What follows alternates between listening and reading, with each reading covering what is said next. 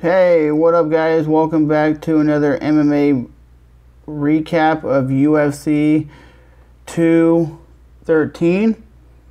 And the main reason why I say is Amanda Nunez scared of Valentina Shevchenko. The reason why I brought that up is Dana White says she was medically cleared to face her opponent. Okay, she was sick. She went to the hospital and they cleared her. They said she's medically cleared to actually compete and actually fight at UFC 213. Even Dominic Cruz and even Michael Bisping, who been in the business of MMA for the last 10 years, they all said the same thing, that it looks like it was a mental game, because she basically was like, I'm not fighting. And as a champion, you got to step up. You got to fight. You got to do what you got to do. But you got to compete, and you got to defend your title. And they were saying that she looked like she was scared.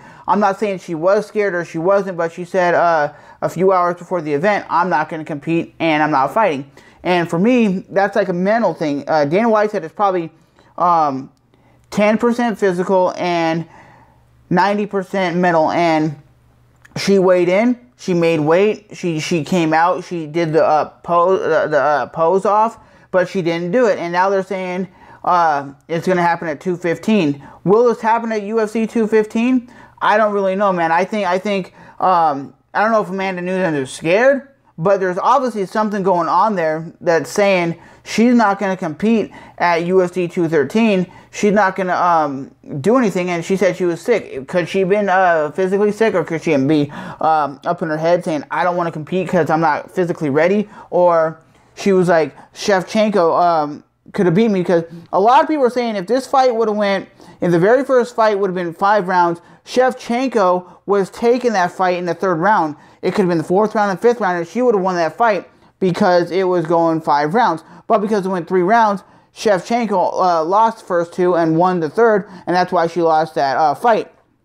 I believe that Shevchenko in this fight was going to win. I believe that. That's who I was going for. That's who I thought was going to win. But overall, UFC 213, a lot of people were saying, well, this fight should have been on Fight Pass, or not Fight Pass, but on like FS1. This fight card's weak. This fight card was actually pretty good.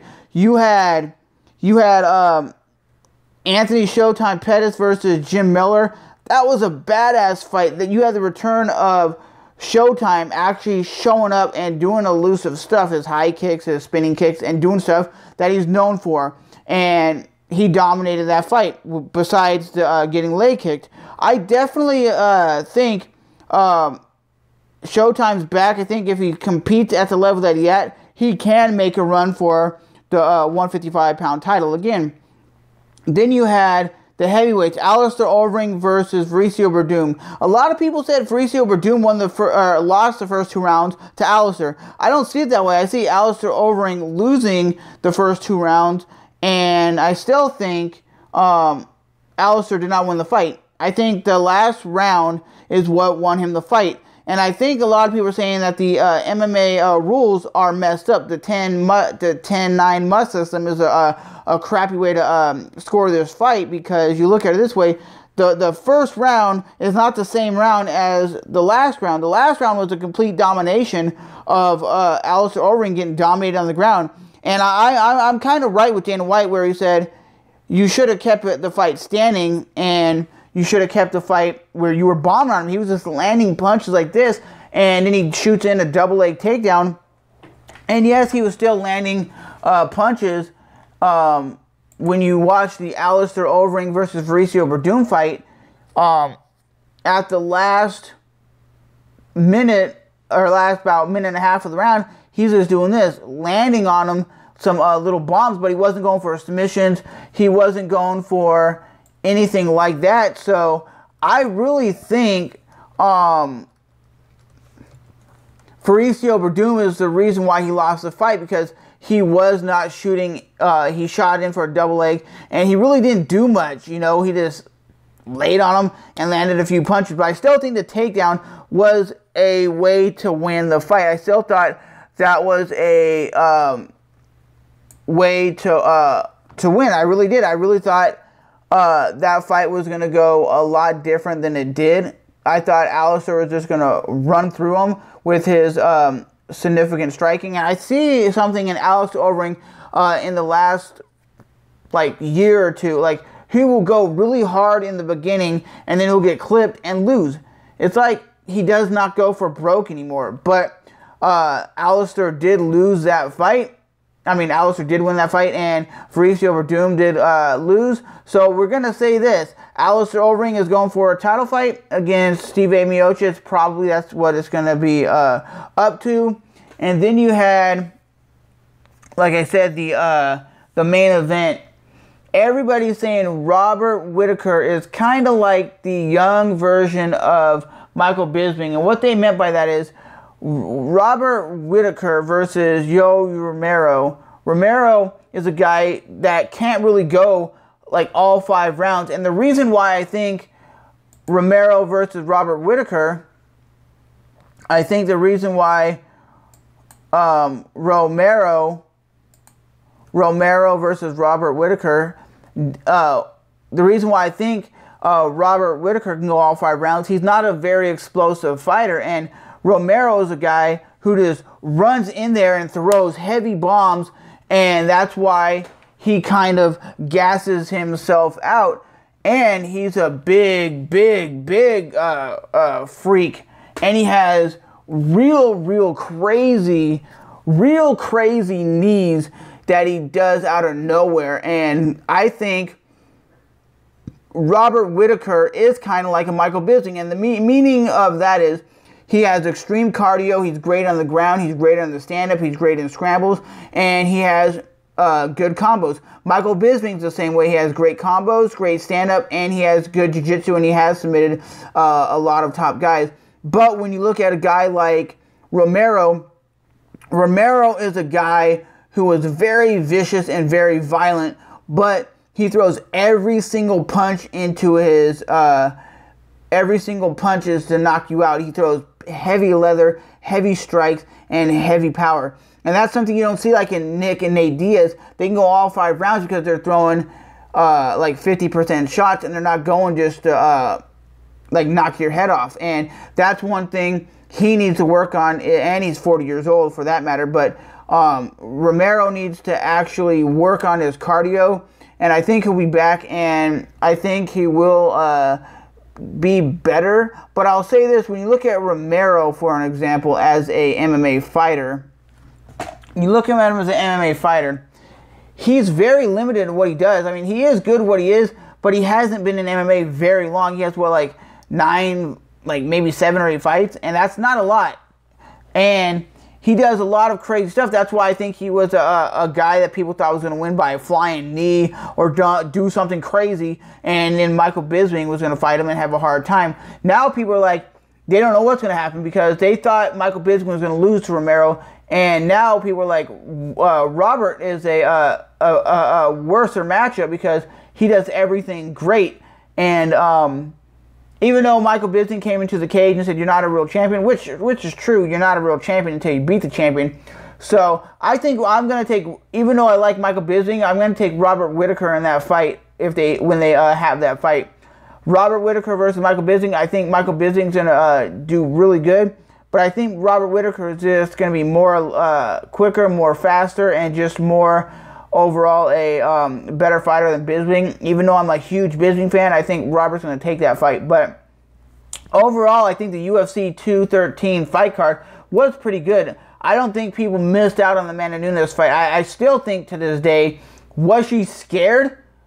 Was she? Because Dana White said, Dana White was like, it's mental. She and it's like what Dominic Cruz said and what Bisping said in the workup to this fight before the pay-per-view. They said, when you have a training camp, you train for 9 weeks, then you weigh in, and then the other opponent weighs in, and you have the whole fight card on your shoulders, and when you cancel, that's bad for you. The UFC is wanting this to be a title fight. They wanted this to be the main event, and you pull out, and she was basically saying, well, I'm sick. having a period or being like on the flu, that's not medically telling you that you're not able to fight. Most fighters that go into the octagon have some sort of injury. They're not coming in there at 110%. You know, even Michael Bisping said that most fighters come in with like 80% status of there's some sort of injury, like their hand hurts, they're bruised, or whatever. But I don't believe that she was ready for the fight. I think maybe she was really at the point of Shevchenko was going to beat her, and Shevchenko was beating her in the third round of the last fight. Like I said, she would have won that fight if it would have went into the fourth or fifth round, if they would have had a fourth and fifth round. Everybody says that because they look at her and say she was gassing out. She was, Shevchenko was getting better and better in that fight in the last round. But we'll never know what happens until they redo the match and whatnot. I mean, do you really want to see it? I mean, Shevchenko even won the fight for the 125 title. They said they would have had Joanna actually wanted the fight and make it a 125 title fight. She was ready to fight, but the athletic commission wouldn't clear her because they didn't have her medical record and stuff. If they would have cleared her, that would have been a sick fight. I don't know if Shevchenko could have made the 125-pound weight limit, but I still think that would have been a badass fight. And if they would have had that, it would have been a crazy fight. But as always, remember to rate, comment, and subscribe. And I think definitely that this fight card was way better than a lot of people expected it to be. A lot of people are saying, oh, no, because of the main event's not on, just put it on a fight card. Just put it on an FX1. It's not a great card. And how do you not say that it was not a badass fight? Every fight was pretty badass. Besides, really, the Alistair Overeem fight was kind of whack. And you got to take in consideration that it really is that way when you have an Alistair Overeem fight. A lot of times, it is straight whack because Alistair Overeem, as of late, is more like a counter striker and whatnot. And he's not very aggressive, very violent, very vicious anymore ever since he was off TRT and all that kind of stuff. A lot of fighters aren't like that anymore. But my name is Trevor, and I'm just giving you my opinion on this fight card. I thought it was pretty damn good. Very, very exciting. Romero did get my respect in this fight. Very, very got my respect. So did Robert Whittaker. That dude got my respect as well because those two dudes were just completely badass. They both put on a good performance. They both did what they had to do to win. And I think the reason why Romero did lose is not because he can't hang with Robert Whittaker. It's just the fact that he took off like the third round and the fourth round and did nothing. Didn't throw a punch, didn't throw a kick, did not throw nothing. And that's a downfall because you can't just sit there and not throw punches and kicks and elbows. You can't. And that's where Robert was just throwing that front kick to the stomach. And that's the same kick that Conor McGregor landed on Chad Mendes and made Chad Mendes gas out. But like I said, Robert Whittaker, I think, will be the champion after his next fight. I think what's next for Romero, I think he should fight somebody like Luke Rockhold and see where he goes from there. So as always, I'll see you guys in the next one. Thanks for watching. Bye-bye.